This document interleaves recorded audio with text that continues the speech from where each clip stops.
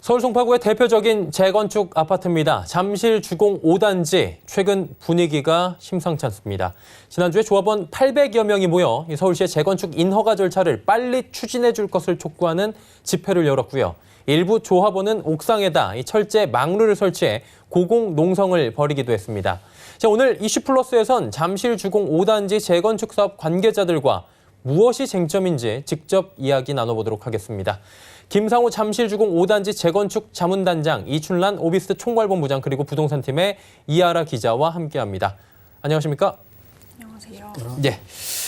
일단은 김상우 단장님께 질문을 좀 드려보도록 하겠습니다. 정비사업 절차가 굉장히 까다롭습니다. 지금 잠실주공 5단지는 어느 정도 단계까지 진행이 된 겁니까? 네, 박원순 시장이 국제 설계 공모를 하면 바로 심의를 통과시켜 주겠다고 한 약속을 지키지 않는 가운데 현재 정비계획 심의 단계에서 이제 아무런 사업을 진행하지 못하고 있는 상황입니다. 네. 저희가 조금 전에 전해드렸다시피 조합원들의 지금 집회가 있고 아파트 옥상에서 철제 방루 설치해서 고공농성을 펼치고 있다라고 전해드렸는데 직접 행동이잖아요. 이렇게 직접 행동에 나서는 결정적인 계기가 좀 있었을 것 같은데요. 네, 그렇습니다. 2013년 5월 달에 박원순 시장이 공문을 통해서 우리 조합에 정비계획 가이드라인을 제시했습니다. 네. 정비계획 가이드라인을 제시했다고 하는 것은 재건축을 하기 위해서는 이 가이드라인에 따라서 재건축을 하라 그 말입니다. 그 가이드라인대로 하면은 재건축을 승인해주고 그렇지 않으면 승인해주지 않겠다는 뜻입니다. 네. 우리 조합은 서울시의 그 가이드라인에 따라서 수년에 걸쳐서 정비계획을 수립하여 서울시에 심의를 요청했습니다. 그런데 서울시에서는 여러 가지 이유를 들어 보류시켜서 조합장과 박원순 시장이 이제 지역 국회의원이 참석한 가운데 면담을 하게 됐습니다. 그 면담 자리에서 박원순 시장은 국제 설계 공모를 하면 인허가 절차를 간소화해서 건축 심의까지 바로 통과시켜 주겠다고 약속을 하시면서 국제 설계 공모를 강요했습니다. 그래서 조합은 이미 설계업체가 있음에도 불구하고 인허가권자인 서울시장의 요구를 받아들이지 않을 경우에 사업의 지연을 우려해서 국제 설계 공모 비용보다는 이제 인허가 기간을 단축시키는 것이 더 중요하다고 판단하여 이제 서울시장의 요구를 받아들이게 되었습니다. 그래서 비용은 조합에서 부담하고 이제 업체 선정은 서울시에서 진행을 한 것입니다. 그런데 서울시에서 뽑은 당선자로는 도저히 재건축이 어렵다고 판단하여서 이제 그때부터 조합이 내홍을 겪게 됩니다. 그렇지만 좋습니다. 근데 그 지경까지 만들어 놨으면 약속대로 통과라도 시켜줬으면 됐을 텐데 서울시장이 약속한 지 2년 3개월이 지났고 또 국제 공모가 끝난 지 1년 3개월이 지났음에도 불구하고 통과는 고사하고 아직도 심의조차 진행되지 않고 있는 상황입니다. 그래서 서울시 의회에서 서울시 시의원 한 사람이 박원순 시장님에게 질문을 했습니다. 왜 약속을 해놓고 통과시켜주지 않느냐, 왜 약속을 지키지 않느냐라고 질문하니까 박원순 시장은 다음과 같은 말씀을 했습니다. 어떤 말인가요? 승인을 해주려고 했는데 정봉문 조합장이 구속돼서 이제 승인을 해줄 수 없었다고 답변했습니다. 그런데 정봉문 조합장은 구속된 사실도 없고 박원순 시장이 약속을 지키지 않아서 서울시청 앞에서 약 8개월 동안 1인 시위를 하면서 이제 지나가던 서울시장과 악수도 하고 재건축 이야기를 나눴음에도 불구하고 이제 조합장이 구속돼서 승인해주지 못했다는 그러한 답변을 했습니다. 그래서 약속을 했으면 약속한 사람이 그 약속을 지키는 것은 당연한 것이라고 생각합니다. 약속을 어겼으면 먼저 사과하고 후속 조치를 취하는 것은 평범한 일반인들에게도 당연한 거라고 생각합니다. 그런데 아무리 만나자고 저희가 요구를 해도 서울시장이 거부하여서 저희는 집회를 통해서 이제 서울시장에게 우리의 의사를 지금 전달하고 있는 것입니다. 그동안 이제 청와대와 서울시에서 집회를 이어나가면서 연로하신 우리 조합원들이 더 이상 이런 방법으로는 되지 않겠다라고 해서 이제 살 만큼 살았으니 다음 집회 때는 몸에 신나를 뿌리고 죽겠다고 하는 분들도 계시고 옥상에서 뛰어내리겠다고 하는 분들도 계셔서 조합원들의 제안으로 부득이 옥상에 망루를 설치해서 지금 옥상 시위를 진행하고 있습니다. 예. 조금은 과격한 표현들까지 지금 나온 것 같은데요. 이런 상황까지 당연히 가서는 안 될 것 같고 직접 행동에 나선 이유를 그리고 상황들을 저희가 전해 들어봤습니다. 그렇다면 조합 측에서 요구사항을 좀 전달을 하셨는지 궁금을 하고요. 네네네. 그리고 박원순 시장께 또 촉구하는 점이 있을 것 같은데 그 점은 무엇입니까? 네, 그렇습니다. 현재 잠실 5단지 조합원들의 75%가 60세 이상입니다. 예. 그중에서 35% 1,400세대가 이제 70세 이상입니다. 그 70세를 이제 부부 숫자로 이제 그 표현하면 약 2,700에서 2,800명이 70세 이상입니다. 그분들이 바라는 것은 이제 재건축하여 하루라도 살다가 죽게 해달라고 하는 이제 요구를 계속해서 하고 있습니다. 그런데 안타깝게도 최근에 와서 이분들이 한 분씩 한 분씩 이제 세상을 뜨고 계십니다. 이렇게 이제 조합원들이 원주민들이 세상을 떠나서 입주를 하지 못하든 아니면은 이제 기다리다 지쳐서 집을 팔고 나가서 입주를 하지 못하든 원주민이 입주하지 못하는 재건축은 분명히 올바른 재건축은 아닐 것입니다. 따라서 우리는 당연한 권리를 주장하고 있는 것입니다.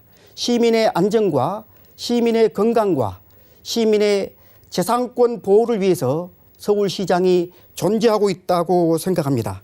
잠실 5단지 조합원들도 서울시에 세금을 내고 있는 보호받아야 할 선량한 서울 시민들입니다. 평생 피땀 흘려서 집 한 채 가지고 있는 이제 조합원들이 거의입니다. 그리고 은퇴한 이후에도 여러 가지 세금으로 인해서 고통받고 있고 이제 서울 시민으로서 녹물 먹지 않고 깨끗한 물 먹고 싶은 것이 이제 이분들의 간절한 소망입니다. 그리고 콘크리트가 떨어져 나가는 위험 속에서도 보호받고 싶을 권리가 있습니다. 정치인의 생명은 약속이라고 생각합니다. 따라서 저희는 정치인이시며 서울시장이신 박원순 시장님에게 우리 5단지 조합원들과 한 약속을 지켜줄 것을 요구하고 있는 것입니다. 국제공모를 우리가 제안한 것이 아닙니다. 박원순 시장이 제안했고 박원순 시장이 국제 공모하면 이제 바로 통과시켜 준다는 약속을 하셨습니다. 박원순 시장이 제안한 이 국제 공모로 인해서 잠실 5단지는 사업이 지연되어 결국 연로하신 조합원들이 내야 될 재건축 부담금이 1조 원이 넘습니다. 그리고 과외로 박원순 시장이 요구한 국제 공모로 인해서 지급해야 될 국제 공모 비용이 36억이나 됩니다. 이렇게 박원순 시장이 잠실 5단지 4천여 조합원 그리고 2만여 조합원 가족들에게 엄청난 피해를 줬으면 피해 당사자인 5단지 조합원들에게 먼저 사과하고 정치인으로서 한 약속을 이행해 줄 것을 5단지 조합원들은 목숨 걸고 이제 촉구하고 있는 것입니다. 네. 재건축 자문단장이신 김상우 단장께서 지금 조합원들을 대신해서 요구사항을 말씀을 해 주셨는데 5단지뿐만이 아니라 서울 쪽에는 재건축 단지들이 사실 굉장히 많이 있습니다. 다른 단지들은 어떤지 한번 살펴보도록 하겠습니다. 이 기자, 강남이나 여의도권 쪽은 지금 상황이 어떻습니까? 강남권의 대표적인 재건축 단지인 그 잠실주공 5단지와 대치동 음마아파트가 있습니다. 음마아파트도 잠실주공 5단지와 상황은 같은데요. 79년에 준공됐으니까 지어진 지 40년 된 아파트입니다. 지난 2003년 재건축 조합 설립 추진위원회를 구성한 지 16년이 지났지만 재작년 서울시 도계위에서 미심의 조치를 받는 등 사실상 사업 진척이 거의 이루어지지 않고 있는 상황입니다. 올해로 준공이 48년 된 여의도 시범아파트도 상황은 마찬가지입니다. 2008년 재건축 추진위원회가 설립됐지만 박원순 시장이 당선된 이후에 여의도 전략정비구역 통합개발계획이 2011년에 폐지되면서 사업에 제동이 걸렸습니다. 이후 2017년 재건축 사업 시행자로 한국자산신탁을 선정하고 재건축 사업을 진행하려고 했지만 지난해 집값이 급등하는 여파로 도계위에서 정비사업 계획 관련 심의에서 연달아 보류를 받은 상태입니다. 네. 일단은 잠실 쪽뿐만이 아니라 여의도나 강남, 대치동에 있는 음마아파트까지도 지금 상황이 이렇다라고 전해 들어봤습니다. 이게 근데 영향을 줄 만한 요소가 또 나옵니다. 최근에 민간 분양가 상한제 적용이 임박했습니다. 정비 사업에 분명히 영향을 미칠 만한 요소인 것 같은데 이 부분은 이춘란 본부장님께 여쭤보도록 하겠습니다. 시장 반응은 어떻습니까? 시장 반응은 굉장히 큰 충격을 지금 받은 상태이고요. 예. 그다음에 지금 현재 폭풍 전야라는 표현이 맞는 것 같습니다.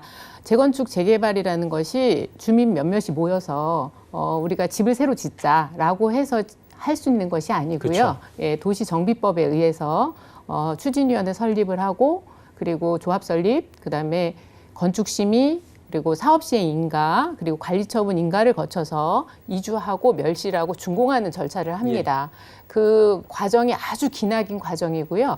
평생 살면서 한 번 정도 할 수 있는 그런 과정이라고 볼 수 있기 때문에 법에 적법하게 인허가를 득한 것까지 분양가 상한제를 지금 관리처분 인가가 난 곳을 단지를 소급 적용한다면 시장의 혼란은 굉장히 클 것으로 예상을 하고 있고요.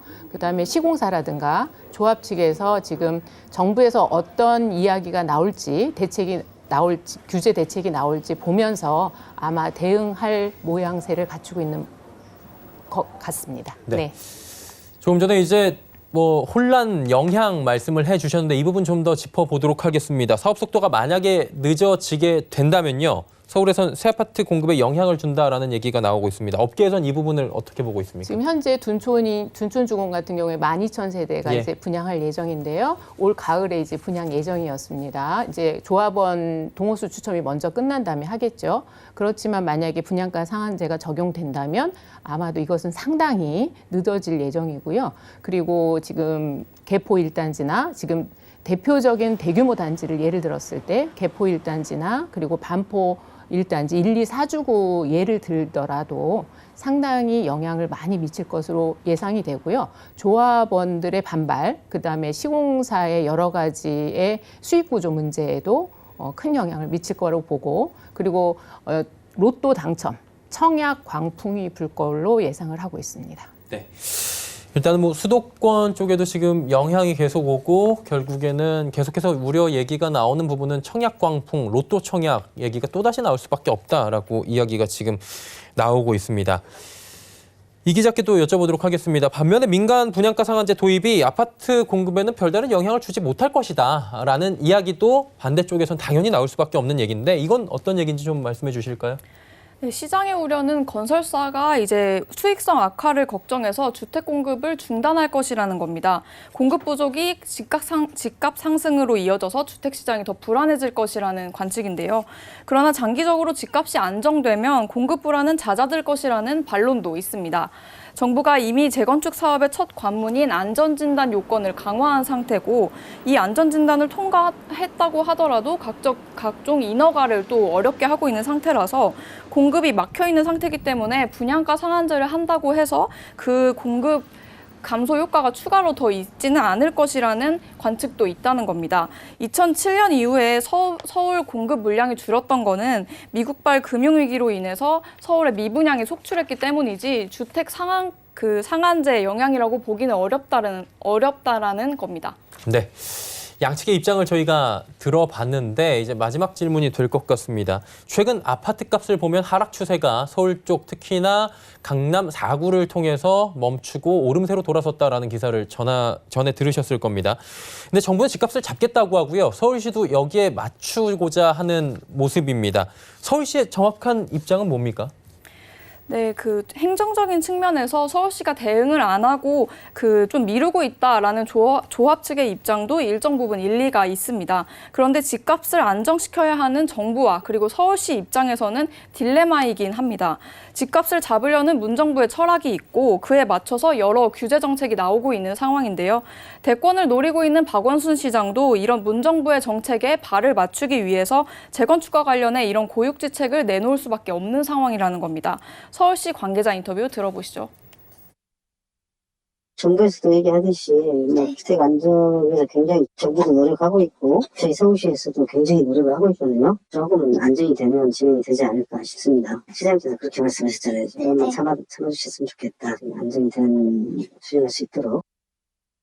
네, 정부가 분양가 상한제 카드를 5년 만에 꺼내들었는데도 여전히 서울 집값은 오르고 상승폭도 확대됐습니다. 정부의 부동산 추가 대책 예고에도 집값이 이렇게 상승하고 있는 건데 이렇게 된다면 향후 추가 규제가 나올 가능성을 배제할 수 없는 상황입니다.